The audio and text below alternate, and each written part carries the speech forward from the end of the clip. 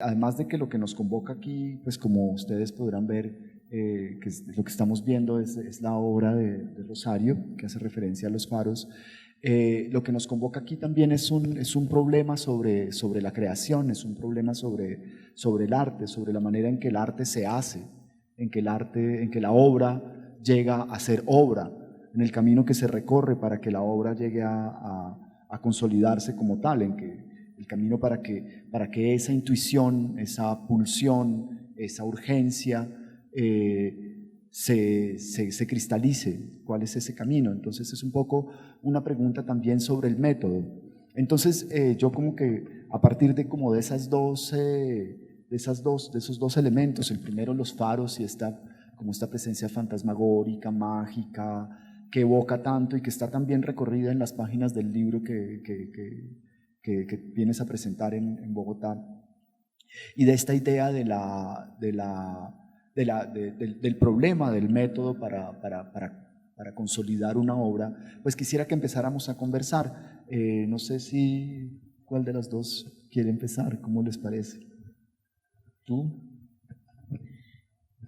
Hola, muchísimas gracias por estar aquí. Agradezco mucho la invitación de Rosario, la compañía de Francisco y a todos ustedes por estar acá. Bueno, también estoy muy, muy emocionada con este libro que sale acá en Colombia y que tiene una hermosísima portada que proviene precisamente de este video que están viendo acá de Rosario. Tiene un folioscopio, que acabo de aprender esa palabra porque yo malamente les decía flipbooks, de un hostil de este video. Y bueno, cuando lo vi, la verdad es que me enamoré, o sea, me pareció que capturaba perfectamente el espíritu del libro y me encanta poder estar aquí charlando con ustedes. Y para platicar un poco de lo que decía Francisco sobre los faros y sobre el método de creación, creo que un poco el método, por así decirlo, que guía la estructura de este libro, o así lo quise hacer yo, era la idea de la colección. Es una idea importante en el libro. Yo estaba pensando en cómo se coleccionan las experiencias. Ese era uno de los temas que más me interesaba, ¿no? Cómo se coleccionan los viajes, cómo se coleccionan los recuerdos. Y bueno, cómo se coleccionan faros, que uno no puede coleccionar faros porque no puede, ni aunque fuera un magnate millonario, ir comprando faros por el mundo. Pero cómo capturar las referencias, la esencia, las imágenes, las metáforas, todo lo que te puede, lo que puede rodear algo como la idea de un faro, ¿no? A partir de esa idea comencé yo a coleccionar, a hacer viajes, a investigar, a leer, a visitar, a buscar videos, aunque por desgracia no di con este antes, pero todo lo que podía yo encontrar de faros me interesaba, incluso las baratijas en las tiendas, todo esto me parecía igual de interesante. Y poco a poco se fue construyendo este libro, que además está hecho de fragmentos muy chiquitos, por esa misma idea, ¿no? Yo quería que fueran como postales, como souvenirs, como viñetas pequeñas que se pudieran en cierta forma también coleccionar, ¿no? Que se pudieran desordenar y reordenar. Tienen ahí un orden propuesto en el libro, pero estuve mucho tiempo moviéndolas precisamente como si fueran objetos, ¿no? Eso era algo que me interesaba. Y bueno, eso por lo pronto. Porque en efecto sí da la sensación de que estás asistiendo, de que uno cuando lee el libro asiste a cada acontecimiento, a cada faro como un acontecimiento, y como un acontecimiento que a mí lo que me fascinó de la lectura es que es un acontecimiento de la experiencia del escritor, del narrador, digamos el narrador para no comprometernos tanto,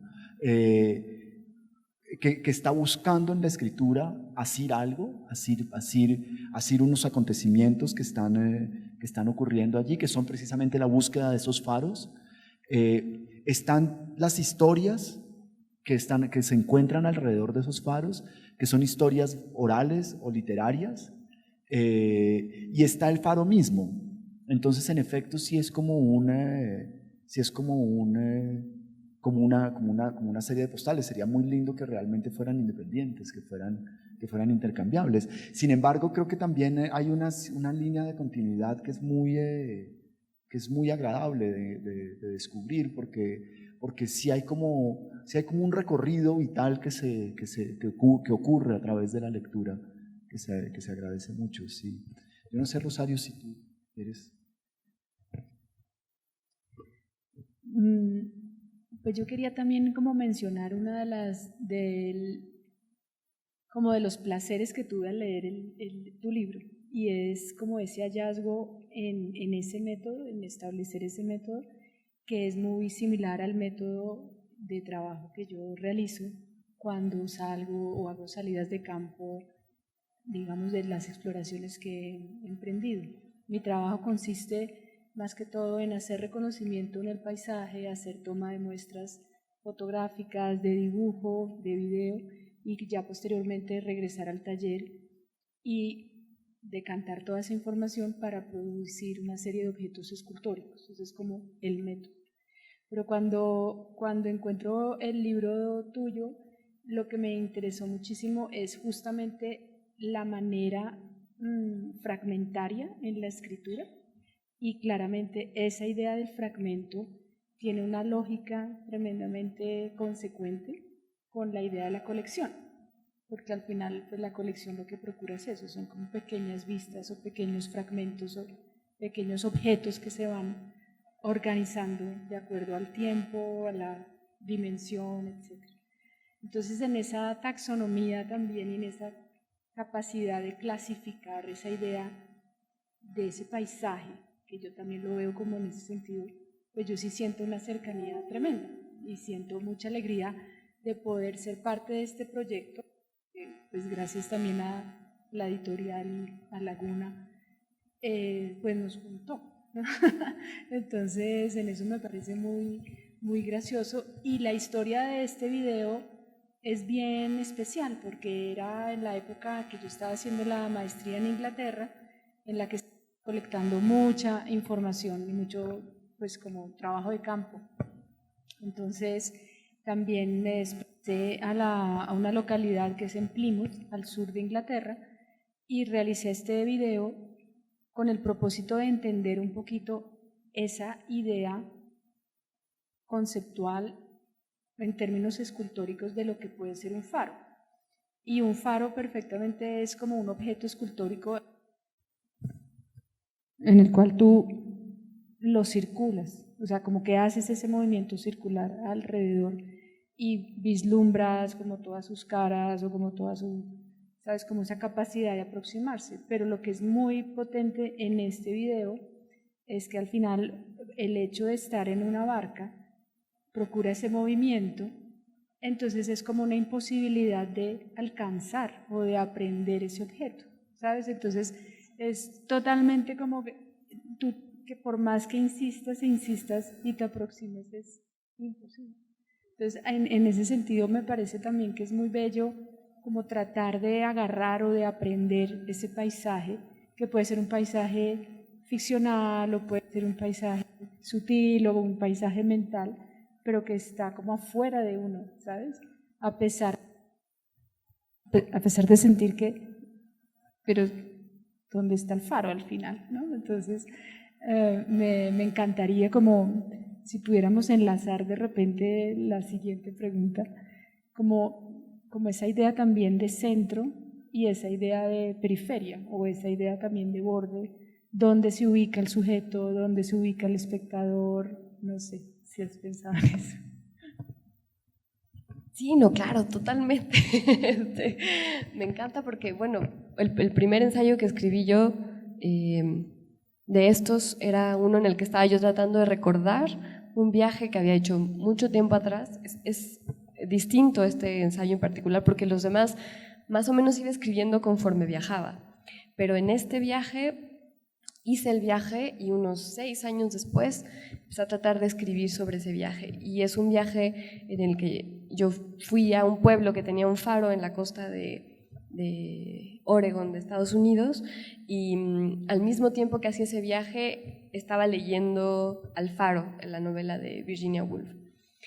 Y entonces estaba tratando de acordarme cómo había sido eso, cómo había sido esa experiencia, y entonces releí Al faro, que no sé si la han leído, pero es una novela así espectacular, y uno de los temas de la novela, por eso yo creo que precisamente se llama Al faro, to the lighthouse en inglés, es como la dirección, ¿no? Dirigirte hacia el faro, que bueno, el faro es lo que te atrae, pero es muy bonita la historia porque uno de los personajes es un niño que cuando es niño está con su mamá, con su familia en una casa de campo cerca de un faro y quiere ir al faro, el niño quiere ir al faro y hay muy mal clima.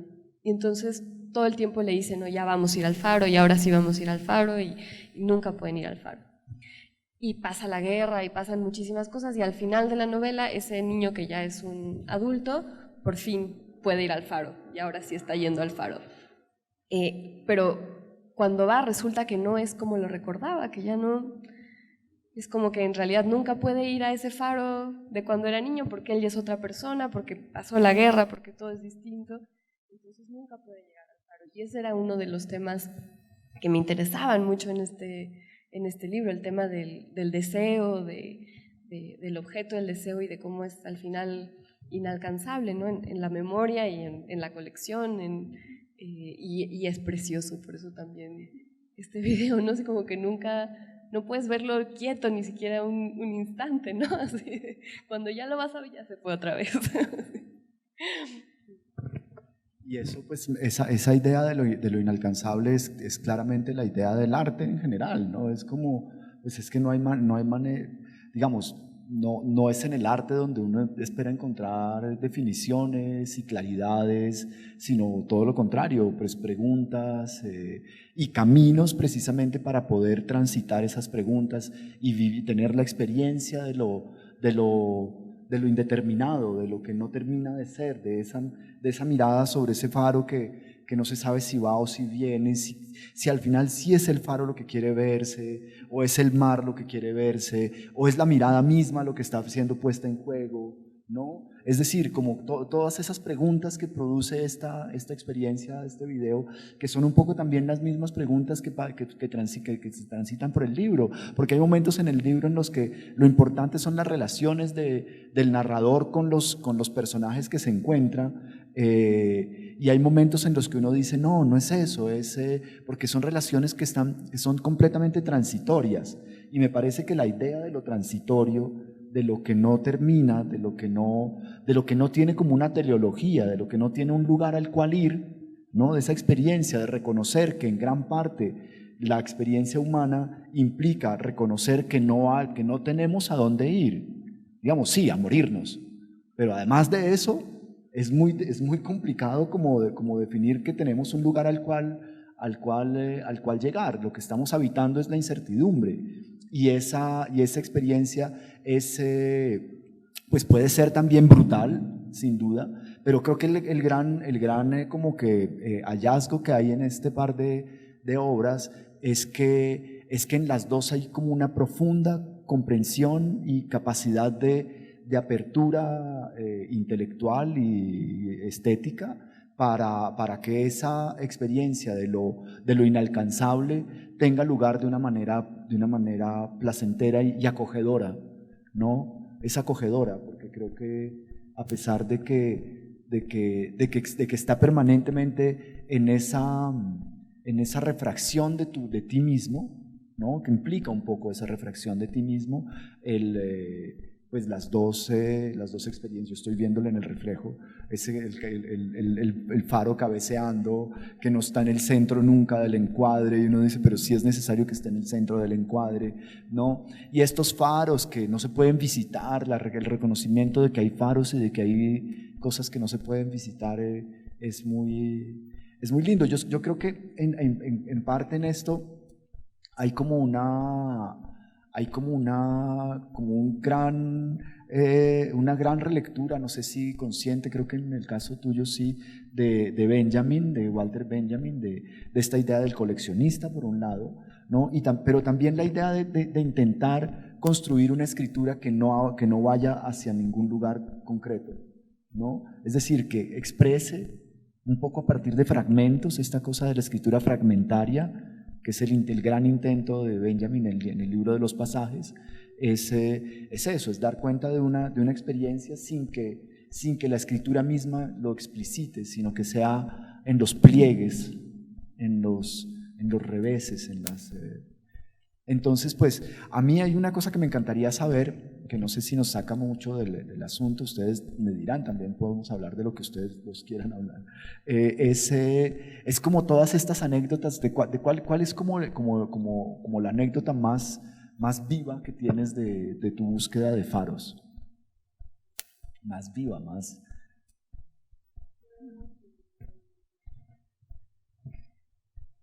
Más viva, como más intensa. Híjole, pues es que cada uno de los faros de los que hablo tiene sus distintas intensidades, pero... Exacto. Porque, y son eso, intensidades muy distintas, ¿no? Por ejemplo, uno de los penúltimos faros de los que hablo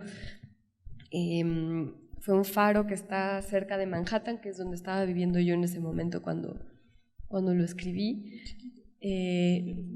No el chiquito, el de los niños. Esa, por ejemplo, fue una experiencia de visita, yo la recuerdo como muy, muy placentera, muy jubilosa. Pero, por ejemplo, el otro faro que está del otro lado de Manhattan fue una experiencia rarísima, que muy, muy inquietante, creo yo, y por eso la tengo tan cerca también, ¿no? Porque fue un viaje que hice sola a este pequeño faro, que resulta que está en una isla donde mucho tiempo hubo cárceles y manicomios, y ahora lo que hay son hospitales.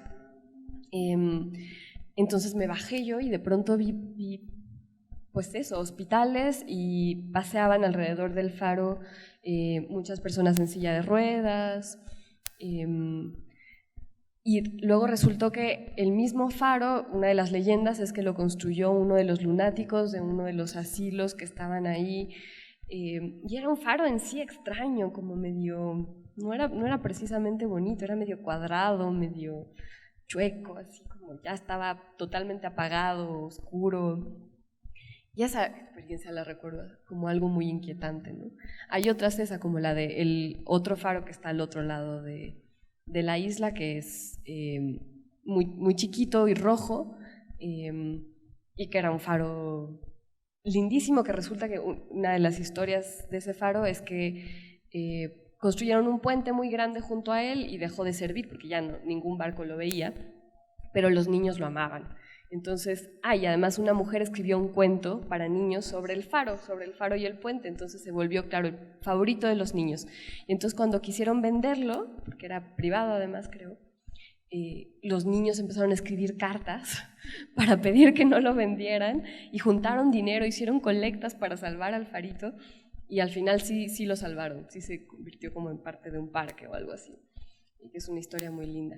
Y luego la verdad es que he seguido yendo a faros y ya no he seguido escribiendo sobre eso, pero por ejemplo hace un par de años o un año y tal, fui a una isla en Chile con Alejandro, que está allá atrás, donde lo único que hay son pingüinos y este faro.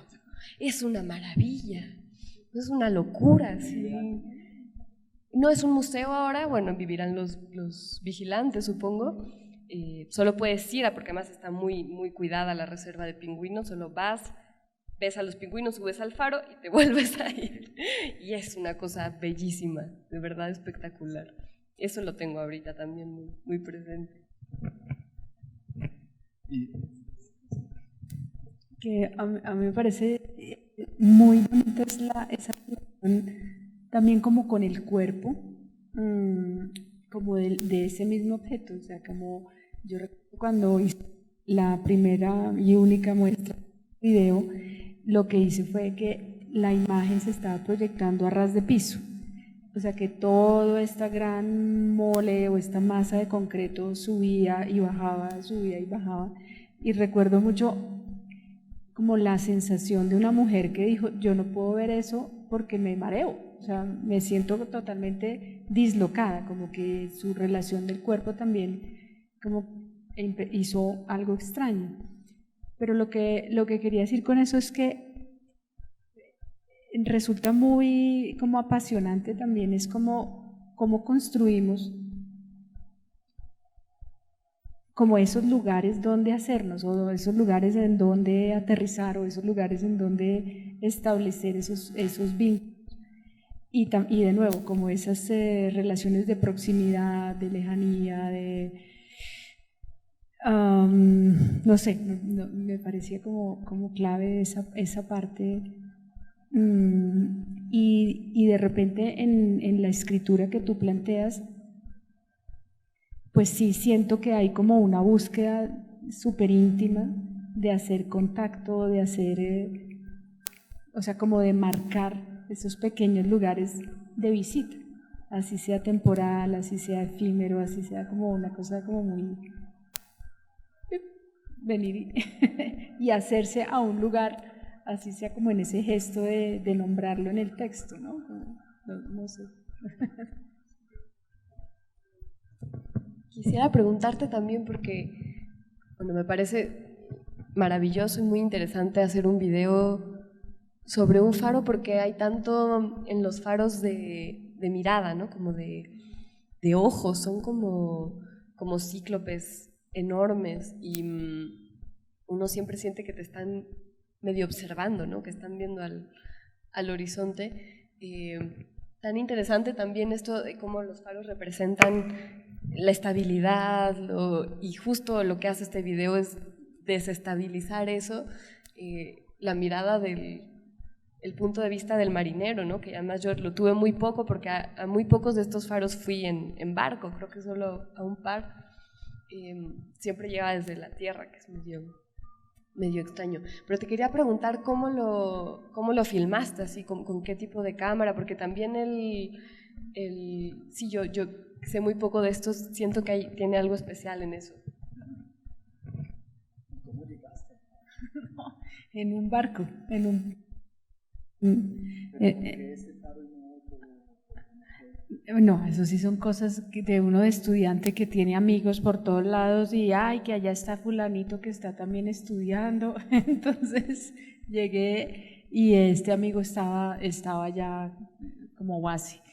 Y tomamos ese bote, armé el trípode y lo más divertido es que era pues un montón de turistas también en el mismo bote y yo ahí con mi trípode como haciendo mi registro en una cámara de Super 8, de película de formato de Super 8 milímetros.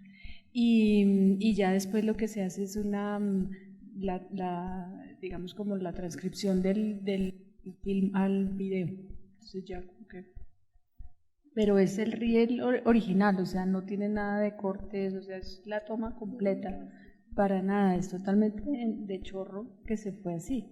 Entonces también al final hay unas partes donde sí se ve súper estallado, como ya es como el final del rollo, ¿ya? ¿No? Entonces eso me parecía también bonito porque la textura que da es bien bonita. Es bien bonito. Para la portada fue muy lindo porque lo sacamos de los estilos de video y hay una parte donde sí está editado como estos dos morros de concreto que son, yo supongo, las cabinas, entonces como para que la imagen tuviese más contundencia. Entonces ya son cosas de edición que uno ya ahí sí va limpiando la imagen. Pero sí es como es un poco.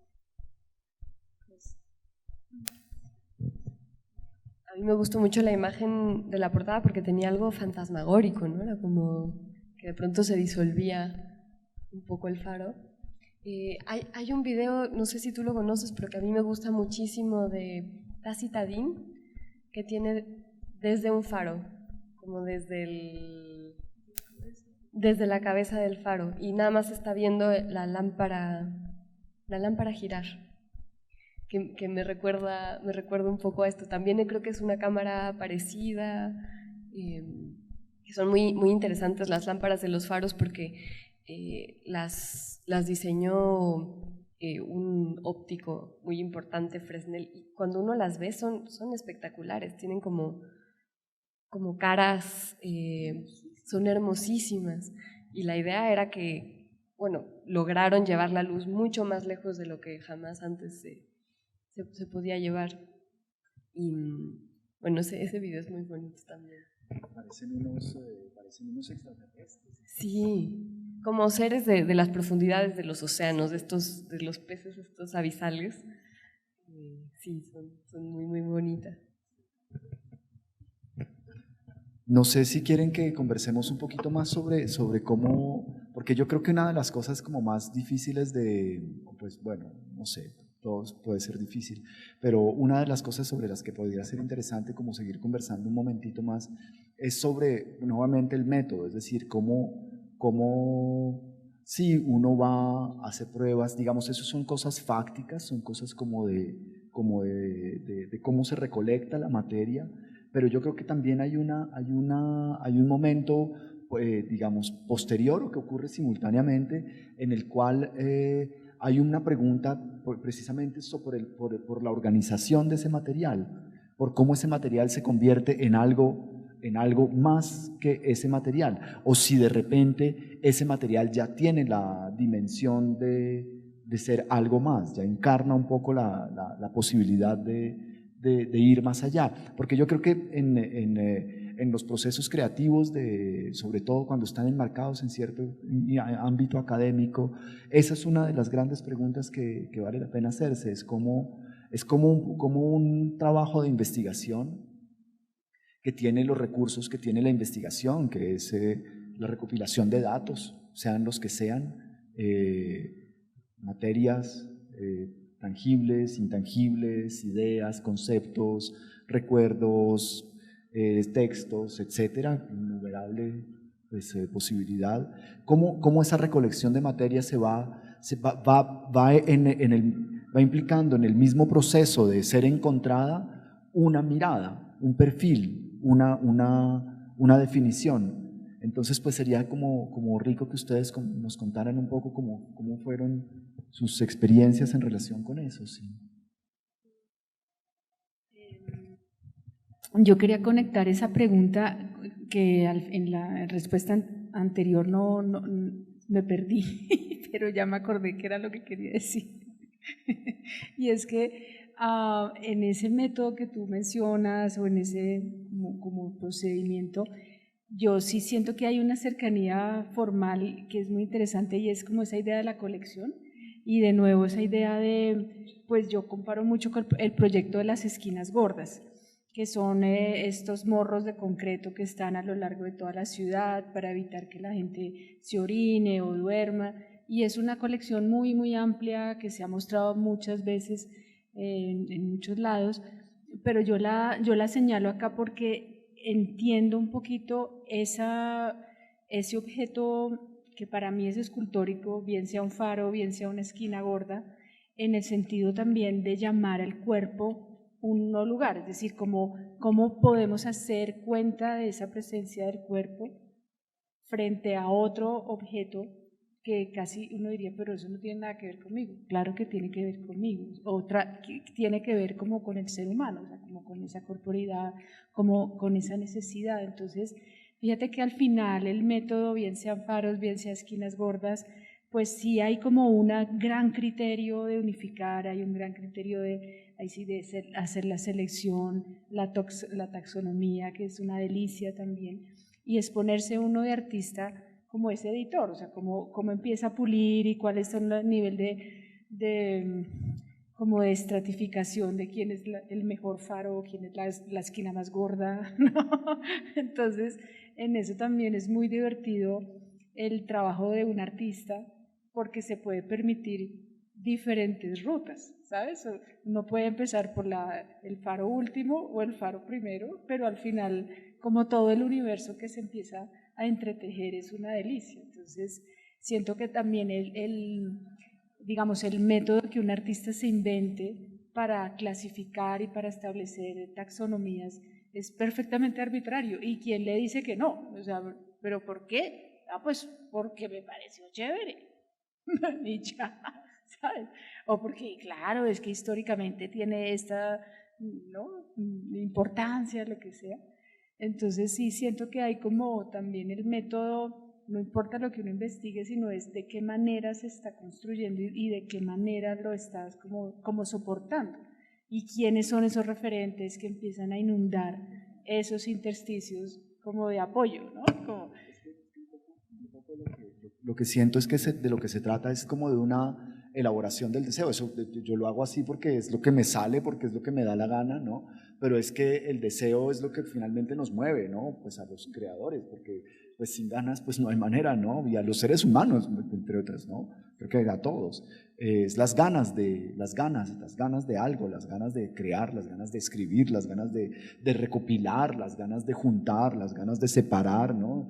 Las ganas de eso. Pero entonces el asunto es que pues, se me ocurre pensar que con lo que tú cuentas, con lo que tú dices, es que ese deseo, esas ganas de hacer cosas, cuando se trata de obras, son unas ganas que se elaboran, son unas ganas que se refinan, unas ganas que se van sofisticando y que van adquiriendo las dimensiones y la densidad suficiente como para que eso adquiera la forma que finalmente, cuando finalmente uno dice ya no puedo tener más ganas, o ya eso se va para ver los pingüinos porque ya se publicó el libro, ya no hay nada más que escribir sobre el asunto, ya, ¿no?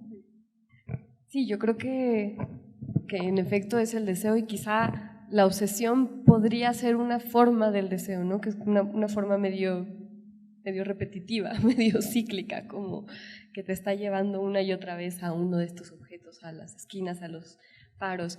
Y eso sí es lo bonito del arte, ¿no? Que uno de pronto siente que podría hacer cualquier cosa. O sea, que yo a veces siento eso, que si me obsesionara con las sillas podrían resultarme fascinantes, así que sí, que es cuestión de elegir algo casi por azar a veces, y la investigación misma eso te va dando material, ¿no?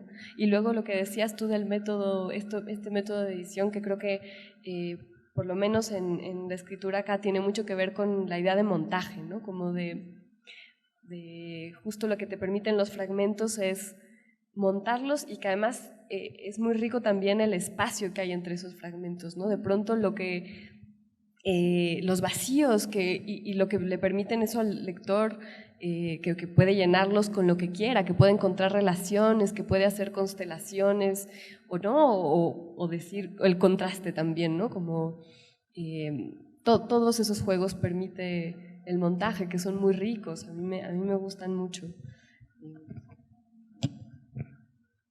No sé si ustedes...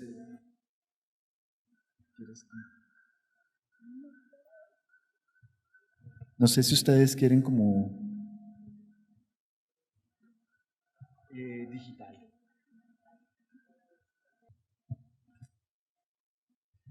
Buenas noches. Yo quisiera preguntarte sobre el comienzo que dices sobre la forma como querías coleccionar faros y partiste de esa idea. Pero un poco antes, ¿es porque querías coleccionar esos faros en particular, o la razón, o si hay?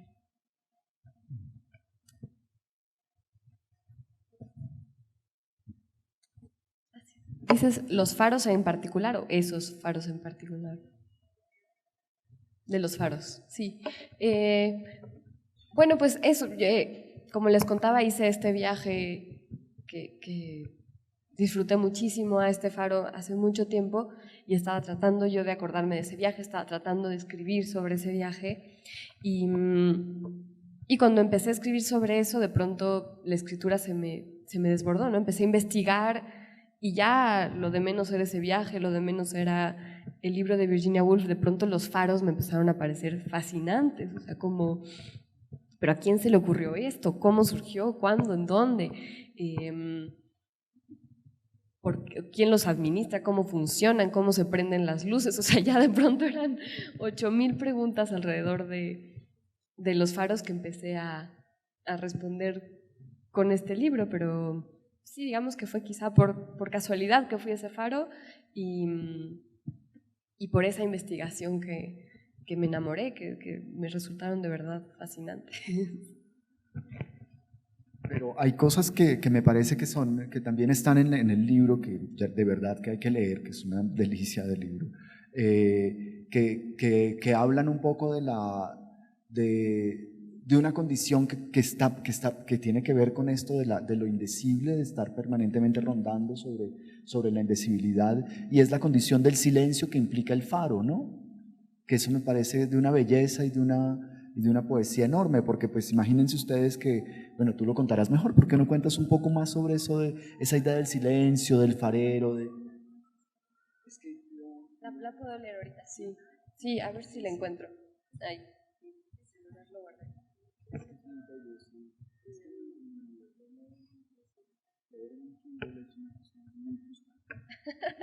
Pero por otro lado tiene la magnífica función de buscar, que si me lo prestas un segundo te encuentro lo del silencio. Sí, entonces es como esa, bueno, hay mil elementos, muchos elementos en el libro que son, entre otras cosas, otra de las cosas que me llama la atención mucho de este libro es que precisamente es muy difícil decirle otra cosa que el libro. A este libro tú no le puedes decir novela, no le puedes decir cuento, no le puedes decir crónicas, no le puedes decir diario, no le puedes decir cuaderno. Inclusive el libro mismo hace esa reflexión. El libro mismo como que explicita todas estas preguntas. Yo creo que es una escritura que tiene la enorme inteligencia de ser capaz de cuestionarse y de ponerse en evidencia ella misma durante toda la escritura, lectura que va ocurriendo. Realmente es una... Oye, qué generosos, de verdad, muchísimas gracias por sus palabras. Me alegra muchísimo. Y yo creo que es aunque creo que pensándolo bien hay varios fragmentos sobre el silencio. Hay algunos en los que hablo, por ejemplo, de los perros que tenían los fareros y los perros que aparecen pero voy a leer que dice así, ahí. Crecí en una casa a las afueras de la ciudad donde los ruidos eran escasos y distinguibles. Recuerdo los perros en la noche, un gallo en las mañanas y la música del camión de los helados. La casa en la que viví después también era muy silenciosa. Todas las ventanas tenían vidrios dobles y daban a una calle tranquila. Ahora, en el departamento, escucho tantas cosas a la vez que me cuesta trabajo identificarlas. Está el ruido que hace la calefacción a todas horas, que suena como a fierros viejos. Después están los vecinos, una mujer con la voz muy aguda y un perro chihuahua. Nunca sé con quién habla ella, porque escucho solo su voz y la música que pone y su chihuahua que ladra cuando me huele cerca.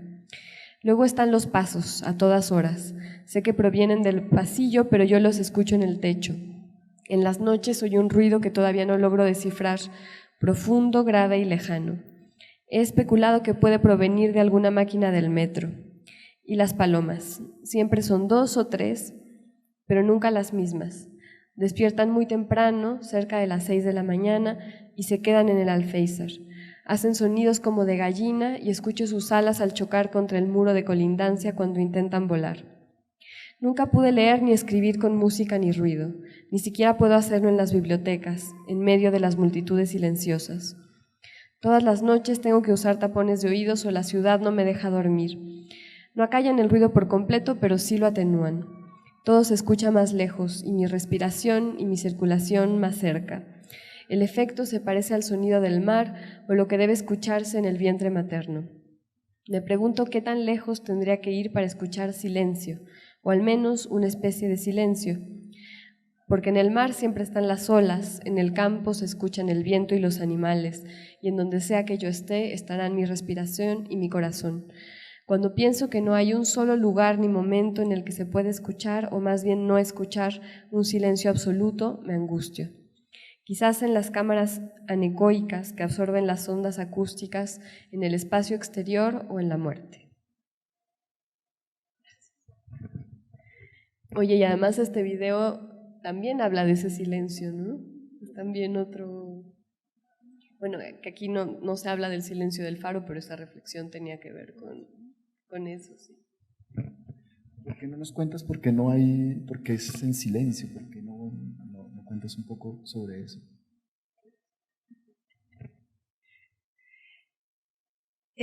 Hay yo creo que este video, eso fue en el año 98. Y desde ese momento a mí me generó muchísimo dificultad la imagen y la imagen en movimiento, porque ya empezaba a traer un montón de elementos. Primero, este tipo de películas que hay en muchas casas o de repente muchos de nosotros tuvimos como infancia en la que las imágenes familiares eran en Super 8 y no había sonido, o sea, era en silencio. Y ya me empezó a mí a generar como, ve, esta imagen ya resulta lo suficientemente potente para incluir más elementos, o sea, ya yo no me sentía capaz, pero también no me sentí capaz de seguir imaginando esa identificación de un objeto escultórico, yo soy escultora, con esa animación, es decir, con esa posibilidad de movimiento, o sea, ya no podía liberarme de esa imagen. Y entonces derivé a seguir trabajando en fotografía. Y lo que hago actualmente es fotografía y objetos escultóricos. Pero ese grado de dificultad de la imagen en movimiento ya me genera problemas, ¿sabes? Entonces imagínate, si eso es solamente ese grandísimo detalle del movimiento, imagínate el sonido. Entonces formalmente ya es como, ¡ah! No la logro, no, no podía más. O sea, de repente resulta muy chata la respuesta, pero es totalmente honesta, no podría más. Y también es porque siento que la imagen tiene un nivel de contundencia que lo hace ya. Y lo que es curioso es que cuando realicé la instalación en la exposición en el 98, acompañé la imagen con unos listones de estas mismas características que conseguí en una obra de destrucción, pues ya en una demolición, y los organicé en el espacio como si fueran pedazos del muelle, como si hubiera sido una gran, o sea, como que el espectador está ubicado en una franja de tierra firme, pero aún hay rastros del muelle que está destruido. Y esta imagen en la distancia, pues como que garantiza o el abismo o, ¿sabes? Como, entonces, sí. Es que es una poesía enorme, es una poesía enorme. Y también pensando en esa como esa complejidad de la imagen en movimiento que es tan grande, ¿no? Que es como, porque además tiene como un poco el supuesto compromiso de dar cuenta de lo real, un poco, de una especie que a mí me parece que tiene, que el hecho precisamente, por eso me llamaba la atención un poco el asunto de que fuera en silencio. El hecho de que no haya sonido hace énfasis en esa como imposibilidad de verdad de la imagen de dar cuenta de algo, y más bien remite a la imagen misma como materia, ¿no? Como es la imagen, o sea, lo que está ocurriendo allí es la imagen, no es la representación de algo. ¿Sí? No es la representación de un faro que está en tal lugar y de una ola que está en tal lugar y que ocurrió, sino es esta imagen que no importa si dónde ocurrió, ni cuándo ocurrió, o si es un sueño, o si es una alucinación, o si es, porque el problema es en la dificultad misma que encarna la imagen, que encarna como eso, ¿dónde pongo ese faro? ¿Por qué no se deja de mover? ¿Por qué no suenan las olas, carajo? ¿Por qué no hay gaviotas que chillen? ¿Qué pasa con todo? Este mundo no es el mundo real, es el mundo de la imagen, ¿no? Que es un elemento muy interesante. Sí, claro que precisamente lo hace poético, ¿no? Lo hace como fantástico, poético, pues que lo lleva a esa dimensión de ¿no? Sí, no sé si tienen como más.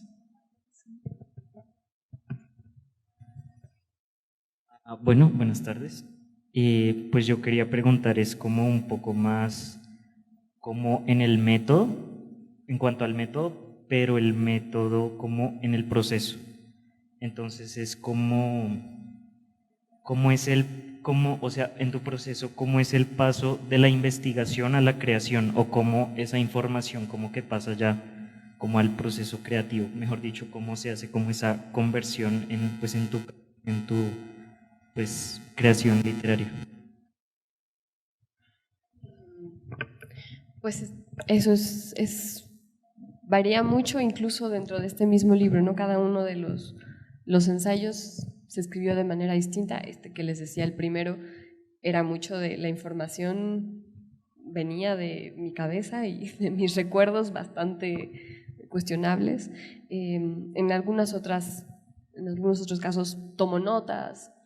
Por ejemplo, en el último de los ensayos, que hablo de un viaje que hice a España, donde estaba escribiendo una especie de diario de viaje para llevar registro de todo esto. Hacía también dibujos, muy malos porque soy pésima dibujante, pero me interesaba también como registrar la imagen, no con fotografía, sino como desde mi cuerpo, exacto, sí. Entonces eso, pues a veces también son objetos, a veces son postales, eso también es una colección. Sí.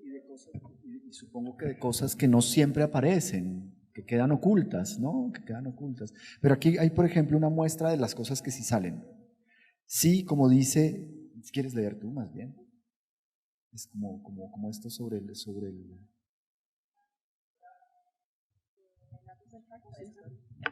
La voz del faro se parece también a la de estos animales. Tiene esa misma dimensión abisal y oceánica. Si, como dice Licofrón el Oscuro, el primer faro fue el Parténope, se llamaba igual que una de las sirenas griegas. La sirena de niebla suena, según Magdón, parecido a un animal enorme y solitario que llora de noche, sentado al filo de 10 millones de años, llamando a las profundidades. Es la voz de una cama vacía junto a ti toda la noche, de una casa vacía cuando abres la puerta, de los árboles sin hojas en otoño. Hay dos citas, ¿no? Hay dos citas en ese fragmento. Es decir, son parte de los materiales que aparecieron para que esto tuviera lugar, ¿no? Yo quiero complementar también esa idea, porque cuando uno está enseñando arte es muy bonito, y creo que Wendy le tocó también, es porque uno insiste como profe los referentes. ¿Quién te inspira al fin y al cabo? ¿De dónde sacas tú las ideas? Y para un artista es muy difícil dejar de crear, porque un artista va a una panadería y se inspira, va a un paisaje y se inspira, va al 7 de agosto y se inspira. O sea, es imposible no encontrar insumos o referentes que nutran esa intuición o que nutran ese proceso creativo. Entonces, a mí me parece que la pregunta que tú haces es muy bonita también, porque, ¿pero cómo le haces? Pues con la práctica, con el oficio. Y eso no viene de la noche a la mañana, eso es en el hacer constante y en dejarse permear de esto.